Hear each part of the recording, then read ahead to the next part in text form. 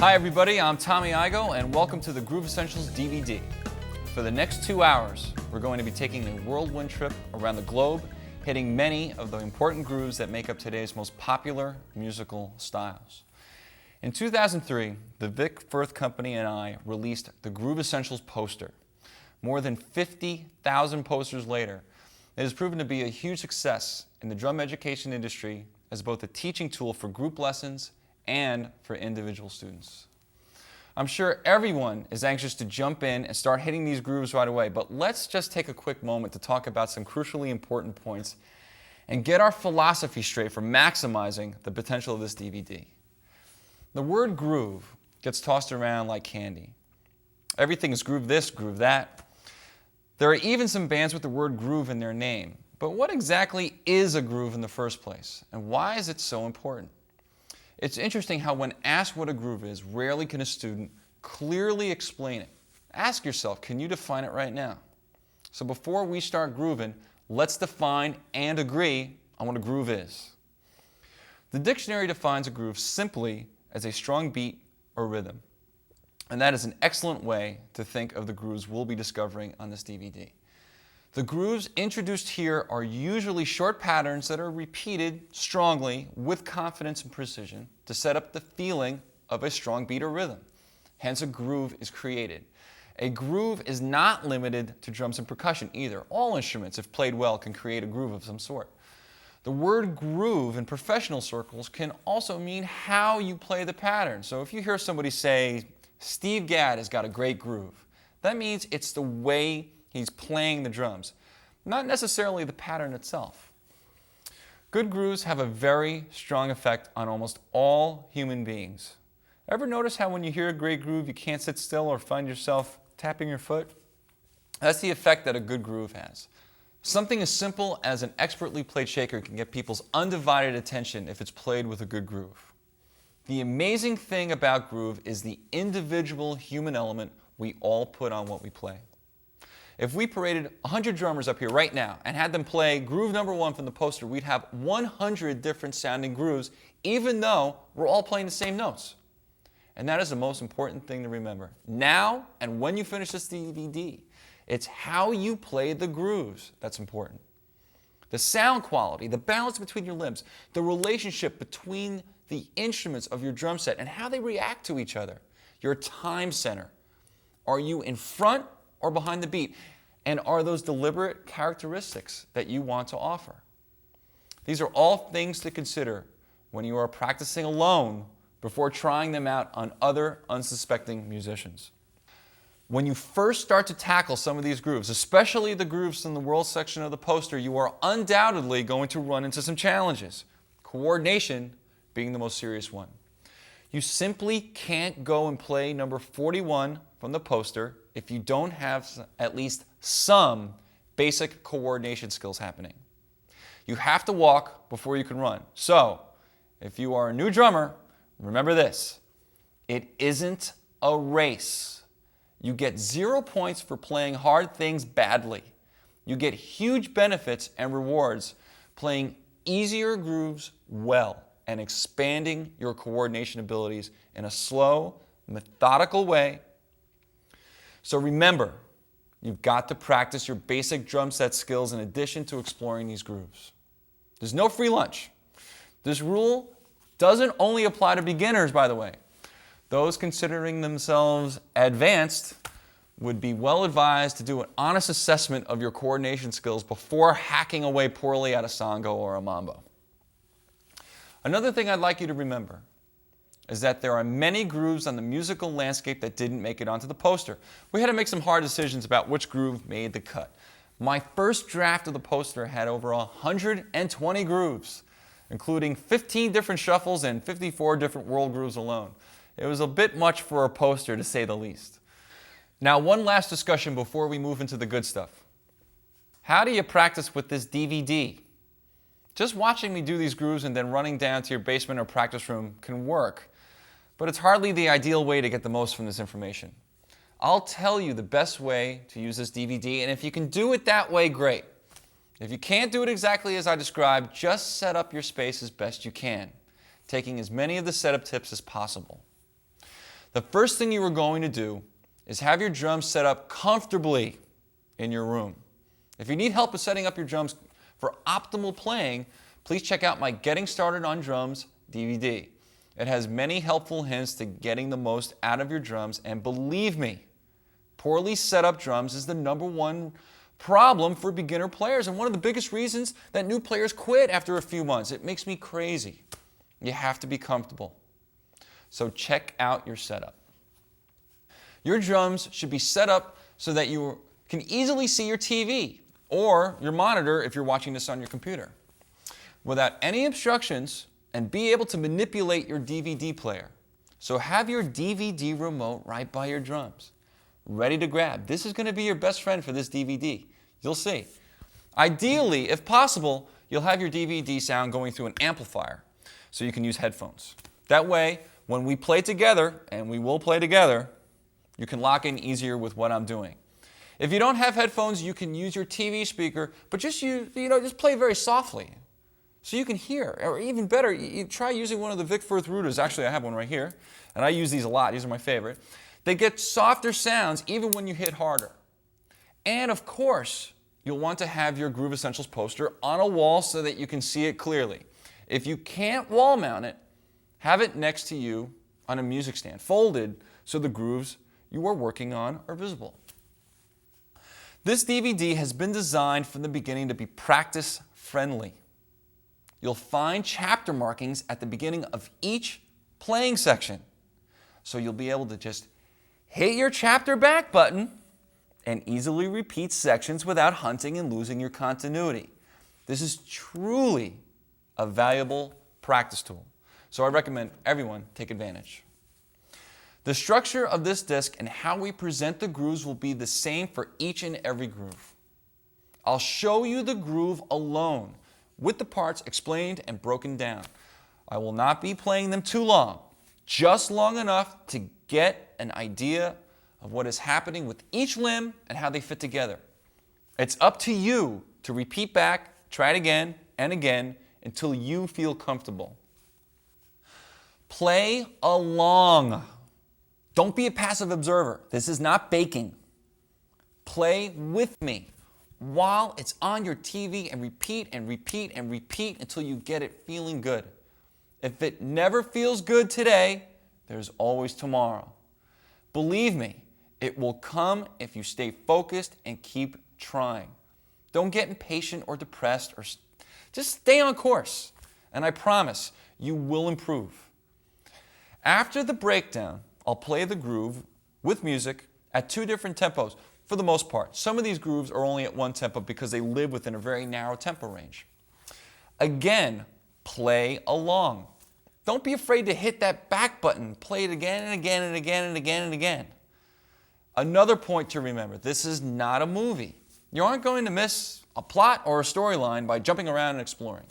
There are a lot of chapters here and tons of stuff to discover and have fun with. So I invite you to jump around a bit and see what inspires you. No disrespect intended to our left-handed friends out there, but I'll be referring throughout this disc from a right-handed perspective. So if you are lefty, just reverse the lefts and rights. Now, what if you don't read music? You can still play along with me and associate the rhythms from the poster with what I show you. The rhythms we'll be exploring for the most part are simple, and we'll always count out loud so you can understand where the written notes line up with the beats. I do, of course, recommend that everybody learn to read music at least a little bit so all that wonderful information available to you in book form can be explored, and there is a lot. Lastly, I'm going to offer these grooves up to you in their basic form without too much extra baloney. There's not going to be any pyrotechnic fills, no drum hero stuff going on. The beauty of these grooves is that they stand on their own without the need for extra help. Keep in mind, I'm showing one interpretation. There are so many more. Listening to records and to live music that encompasses all these grooves and more is essential. You want to learn how to play a mambo, you listen to Tito Puente. You get in, you listen, and you take lessons. You ask questions. and be a student of the art of drumming. And there's one more thing I want to mention. All the tunes that you're about to hear were made by real musicians, playing in a room together at the same time. We were creating our own groove, our own space. There's no quantized computer parts. Nothing is, lined up to be perfect. It's all human. So when you play with these tracks, enjoy that. Find that groove. Dig in. You'll see what I mean when you get in there. It's going to be great. It's all up to you to make them sound great. And while you work and practice to get all these grooves together, don't forget the most important thing of all. Have fun.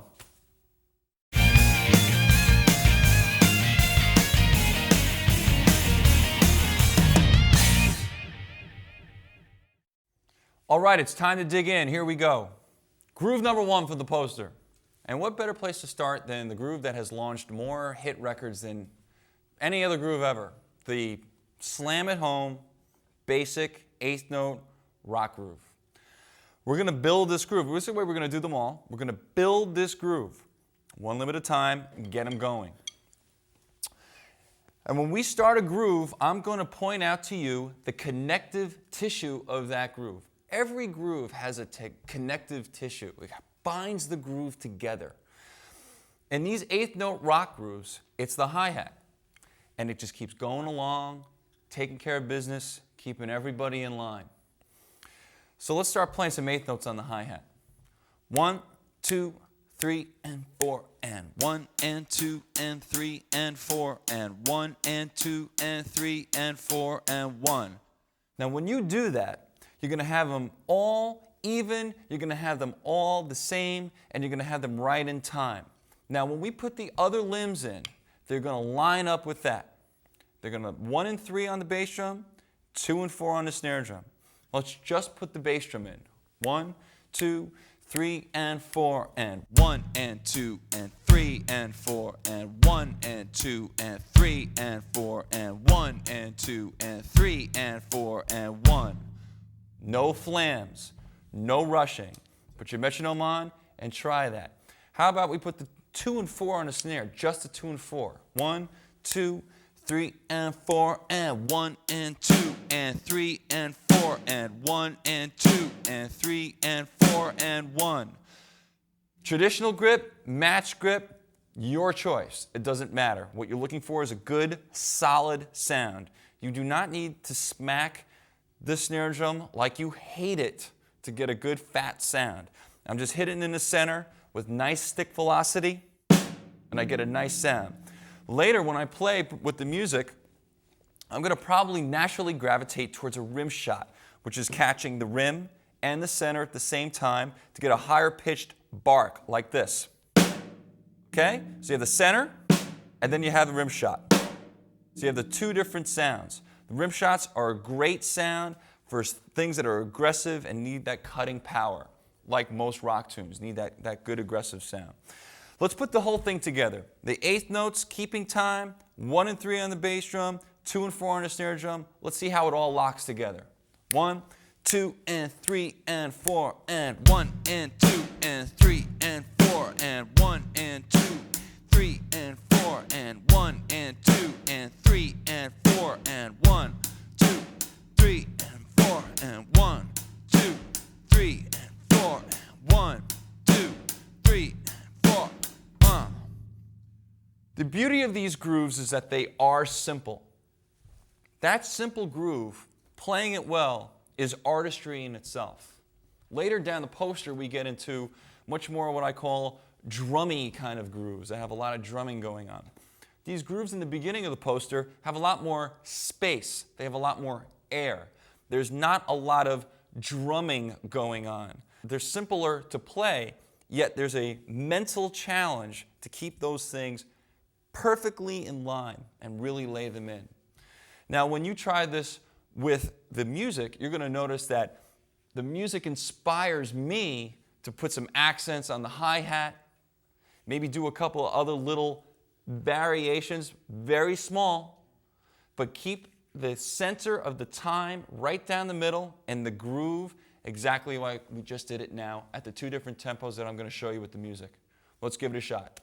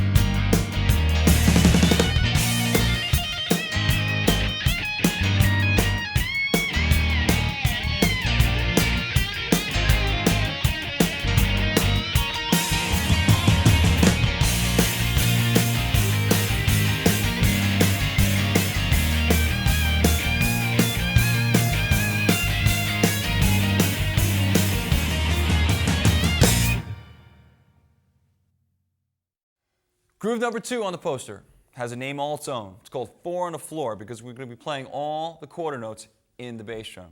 Deep, driving, and solid. Let's build this groove a different way than we did in groove number 1, where we played on the hi-hat. That's known as a 3-way coordination groove because we kept the hi-hat closed. And we played the 8th notes over here. We had a snare drum part and a bass drum part. 3 parts. Now we're going to play a 4-way groove. And we're going to play on the ride cymbal and we're going to assign a part to the hi-hat, just like it's written on the poster. Because you can play these 8th note grooves on the hi-hat or on the ride. Your choice. Have fun. Just decide what you want to do. It's all good. And with the tracks, try them all. Try them all. Experiment. See what you like, what you don't like. It's fun. 8th notes, the connective tissue, binding the grooves together. We're going to start there on the ride cymbal. 1, 2, and 3, and 4, and 1, and 2, and 3, and 4, and 1, and 2. Now the bass drum, and 1, 2, 3, 4, 1, 2, 3, 4, 1. Don't kill your ride cymbal. You don't need to do that. Nice and easy.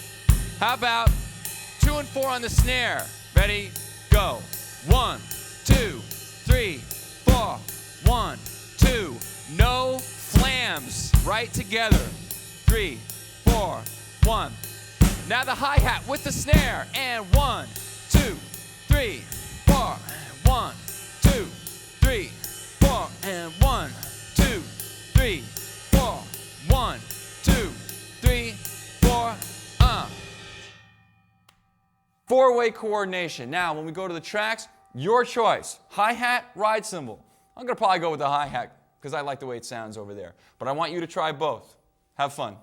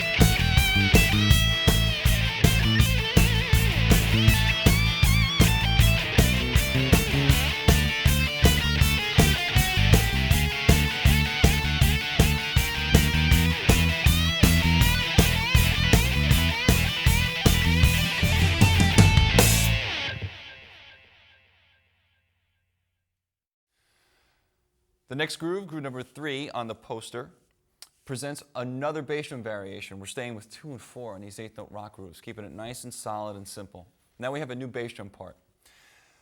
Let's play this with 4-way coordination like we decided before. On number 2, the hi-hat will again stay on 2 and 4 with the snare, and now we'll play the new bass drum part.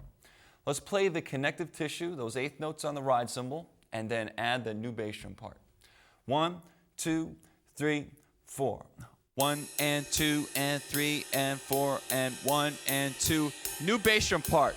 And 1 and 2 and 3 and 4 and 1 and 2 and 3 and 4 and 1 and 2 and 3 and 4 and 1 and 2 and 3 and 4 and 1 and 2 and 3 and 4 and 1 2 and 3 and 4 and 1 and 2 and 3 and 4 and 1 and 2 and 3 and 4 and 1. Counting out loud is your best friend if you're having coordination problems. If they're flamming, parts getting weird, Hi-hat wants to go where it shouldn't go, count out loud, take it slow, work it out, you'll be fine.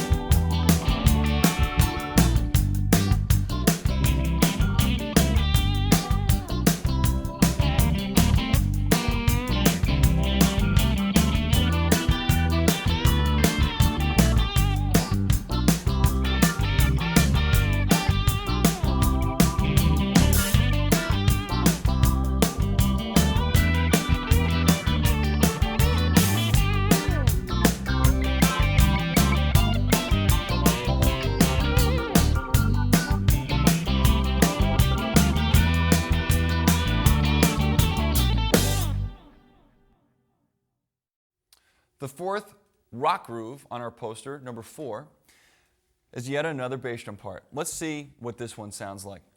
It's amazing how when you change these bass drum parts, it completely changes the groove.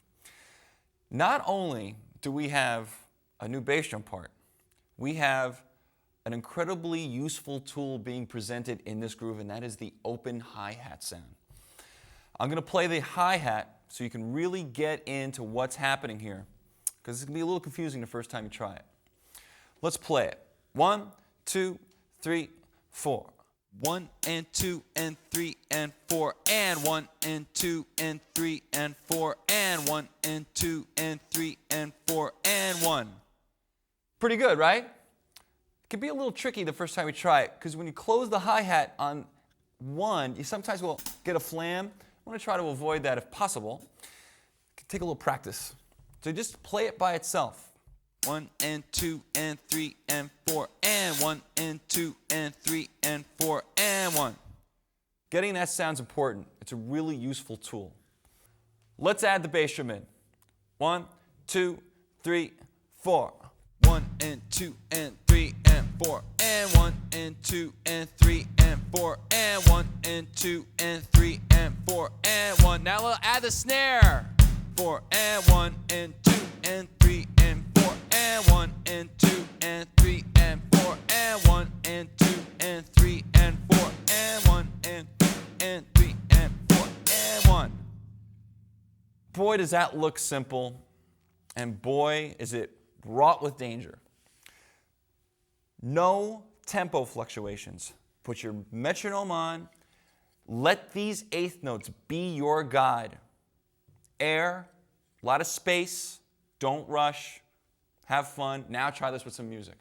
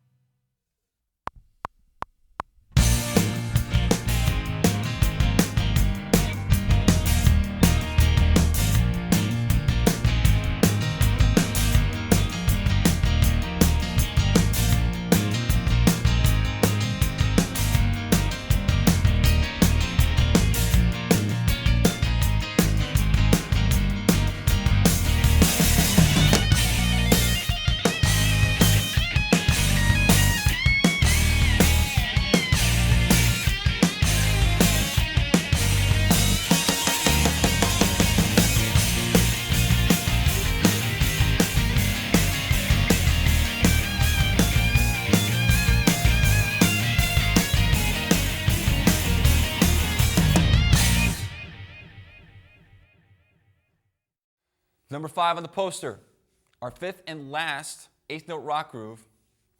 Let me say right now, there are a whole lot more than 5. Once you get into this genre of music, and just about everybody is into it in one form or another, you'll discover that the combinations of different 8th note patterns are really, really endless. Textures, different sounds you can get. It's a really, really great thing. So don't stop with these 5. Keep the exploration going. It's really, really cool. Now let's play this one. Again, an open hi-hat sound. This time is on the and of 3.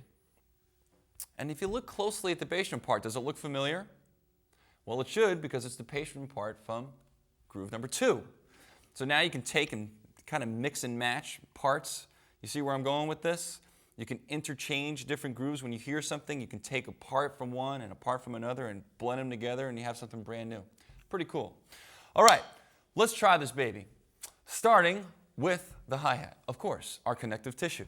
1, 2, and 3, and 4, and 1, and 2, and 3, and 4, and 1, and 2, and 3, and 4, and 1, and 2, and 3, and bass drum. 1, and 2, and 3, and 4, and 1, and 3, and 4, and 1, and 2, and 3, and 4, and snare, and 3, and 4, and 1, and 2, and 3, and 4, and 1, and 2, and 3, and 4, and 1, and 2, and 3, and 1, and 2, and 3, and 4, and 1, and 2, and 3, and 4, and 1.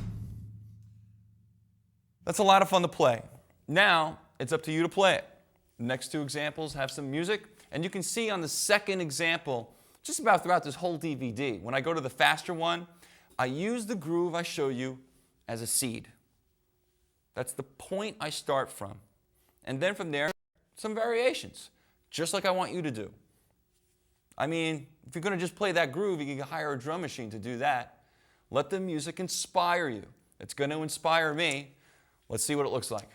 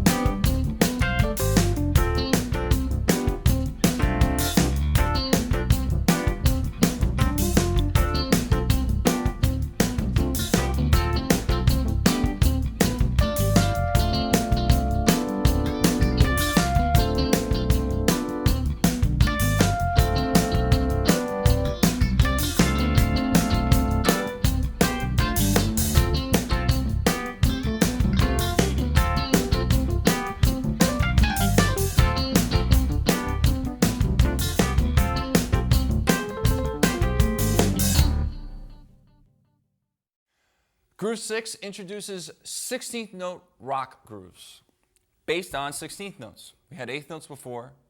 Now we're going to play 16ths. The 16ths will be, you guessed it, the connective tissue. It binds the groove together. Let's start out by playing even 16th notes on the hi-hat, because we're going to have 1 and 3 on the bass drum and 2 and 4 on the snare drum. Our hands are never going to stop. They're going to keep the flow going, and we're going to move the 2 and 4 to the snare drum. Let's just try the 16th notes. Let's see what it looks like. 1 E and a 2 E and a 3 E and a 4 E and a 1 E and a 2 E and a 3 E and a 4 E and a. Now I'm going to keep that going. 2 E and a 3 E and a 4 E and a 1. If you have trouble playing this, you're going to want to stop and just get this happening. Nice and easy, no effort. You don't want to look like this. Nice and relaxed. 3 and a 4 E and a 1 E and a 2 E and a 3 E and a 4 E and a. Now let's put the 1 and 3 on the bass drum. And 1, 2, 3, 4. 1, 2, 3, 4. 1, 2, 3, 4. 1, 2. Now 2 and 4 moves to the snare. 1, 2, 3, 4. 1, 2, 3, 4. 1, 2, 3, 4. 1, 2, 3, 4. 1, 2, 3, 4. 1, 2, 3, 4. 1. Simple, yet important. Don't take it for granted. A lot of funny things can happen when you move your limb to another surface. It's really weird. Moving from here to here, all of a sudden, like you get there early or late. Don't let that happen to you. Take your time, exactly precise. Now I'm going to play it, and as usual, on the second one, when we go to the faster tempo, I'll probably take some liberties. That's the idea. Let the music inspire you. Let's see what it looks like.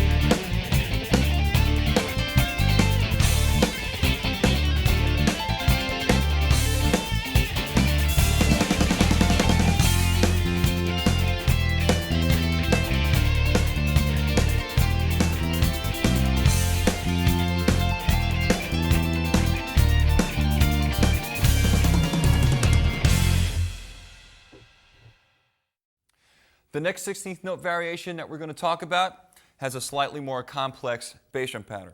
It's syncopated. Big word, syncopated, just means a shifting of the accent. It's very rhythmically interesting music, syncopated music. That's why drummers like it so much. So let's syncopate the bass drum a little bit and see what happens. Again, let's get those 16th notes going. It binds the groove together. I know you're sick of hearing me say it, but it's important, and I'm going to keep saying it. 1, 2, 3, 4. 1 E and a 2 E and a 3 E and a 4 E and a 1 E and a 2 E and a 3 E and a 4 E and a. Now, let's try this bass drum part. 1, 2, 3, 4. 1 and 2 and 3 and 4 E and a 1 and 2 and 3 and 4 E and a 1 E and a 2 and 3 and 4 E and a 1 E and a 2. Now the snare. 1, 2 and 3 and 4 and 1, 2 and 3 and 4. 1 and 2 and 3 and 1 and 3 and 4. 1, 2 and 3 and 4 E and a 1 and 4 E and a 1 E and a 2 and 3 and 4 E. 1, 2 and Solid. This one's a little bit more interesting because of the syncopations. If you're flamming or having a hard time, you can see how, the first three notes of the bass drum part line up with the right hands, and that 4E is on the left hand. So line that up and really get it, solid and right down the center, and you'll have a lot of fun with this groove. Let's play this with some music at two different tempos and see what you think.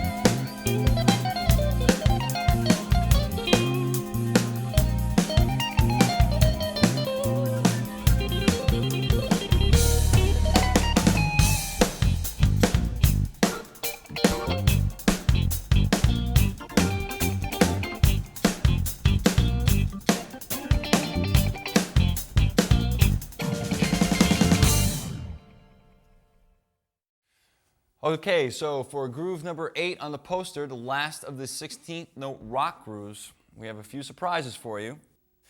We're going to combine a whole lot of different elements. We've got our 16th notes, we have a syncopated bass drum, we have an open hi-hat, and now we're going to move to the snare drum on the note just before a bass drum, so we have a little extra snare note thing happening there. So there's a lot of different stuff going on in this one. Let's take a look at it. Let's play some 16th notes with the bass drum, just playing 16th notes, not the open hi-hat yet. Just the 16th and the bass drum. Let's see what that sounds like. 1, 2, 3, 4. 4, 1. Now my open hi-hat sound.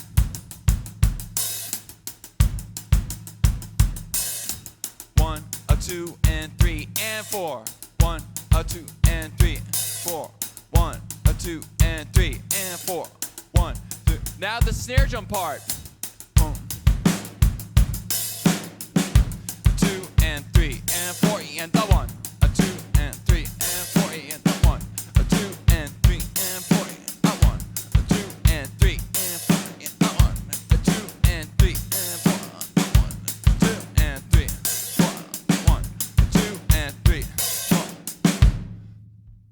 A lot of different stuff going on in that one, so take your time in building it. There's a couple other things I'd like to point out about that groove and about the 16th note rock grooves in general. The first thing about that one, when you have the open hi-hat sound and you're going through 1E and a 2E and a 3 and 4, try to stop your left hand. 1E and a 2E and a 3E and a 4. So I played 2 notes on the open hi-hat, so it went wah-wash, wah-wah. It's not a really good sound. It doesn't really groove. I recommend staying away from wah-wahs and letting the guitar player take care of that. So now, what we want to try to do is understand the relationship between using 2 hands and 1 hand. A common question that you can get is, well, why can't I just use 1? My right hand's fast enough. You can do that. That's a very valid way to play. 16th note rock grooves sit and have a completely different texture and a different time center when they are played with two hands. They feel different on the hi-hat than the R&B grooves that are coming up that are played with one hand. I recommend experimenting. You'll see exactly what I'm talking about. Playing a groove with one hand on the hat or playing it with two will give you a different feeling. Therefore, will give the groove a different feeling. The only way to understand it is to try it. So get on your drum set, try playing some of these grooves with one hand versus two hands. You'll see what I mean. Rock grooves lay really well with two hands on the hi-hat. It's just a different, fatter sound than the one hand. And it works really well in 16th note rock grooves. To illustrate that, let's play these next two tunes at two different tempos using this groove. Have fun.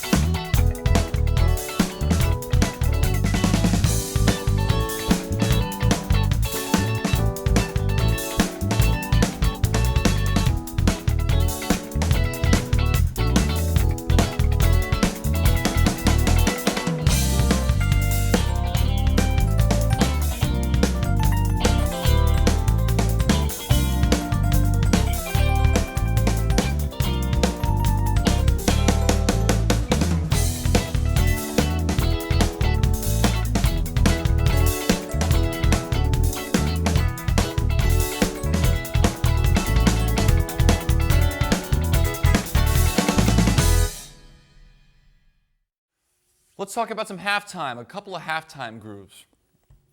Halftime is when the drums get thrown into a groove that feels half as slow as what you were playing.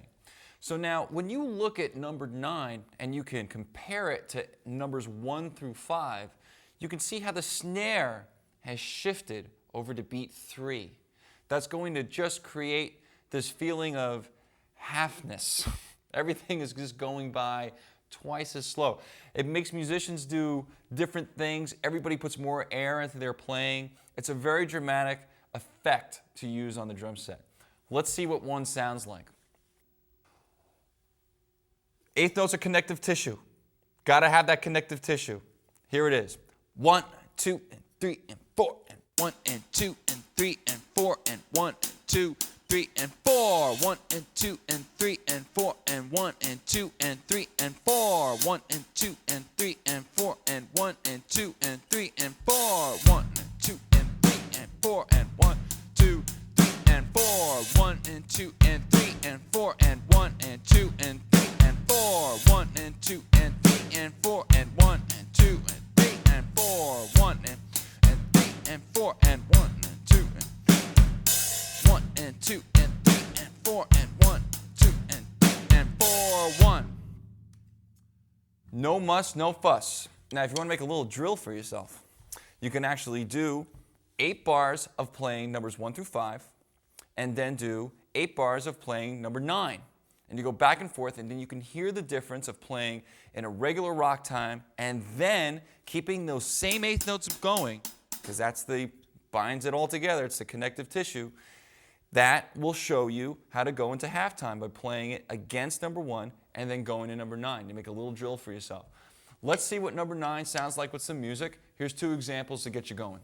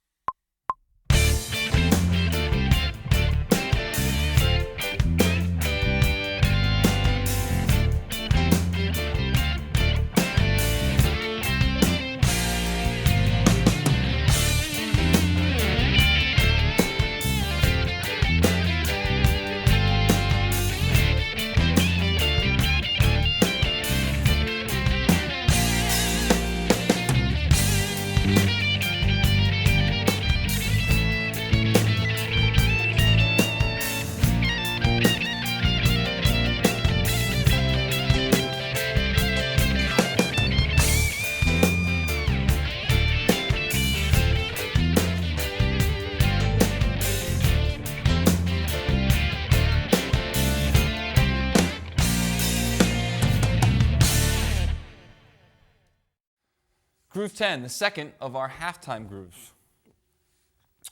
This one's got some four-way coordination in it.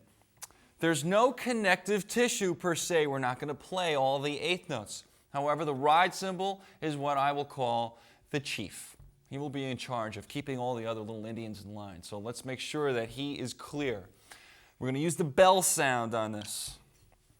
It's going to sound like this. 1, 2, 3, and 4, and 1, and 2, and 3, and 4, and 1, and 2, and 3, and 4, and 1.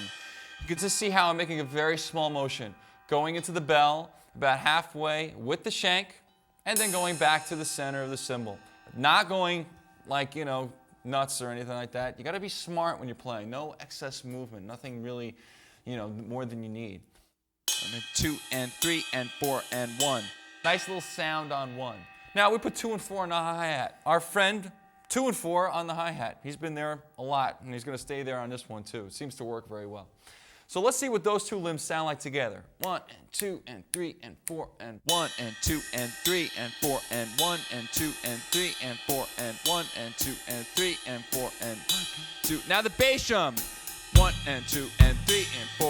1 and 2 and 3 and 4 and 1 and 2 and 3 and 4. 1 and 2 and 3 and 4 and 1 and 2 and 3 and 4. 1 and 2 and 3 and 4 and 1 and 2 and 3 and 4 and now the snare. 1, 2 and 3, 4. 1, 2 and 3 and 4 and 1 and 2 and 3 and 4 and 1 and 2 and 3 and 4 and 4 and 1 and 2 and 4 and 1 and 2 and 4 and 1 and 2 and 4 and 1. A lot of stuff going on in that groove, but when you get it to lay in a pocket, it sounds really, really cool. Give it a shot. If it isn't working for you, play it slow first, and then try it with these next two examples, which I'm going to show you now.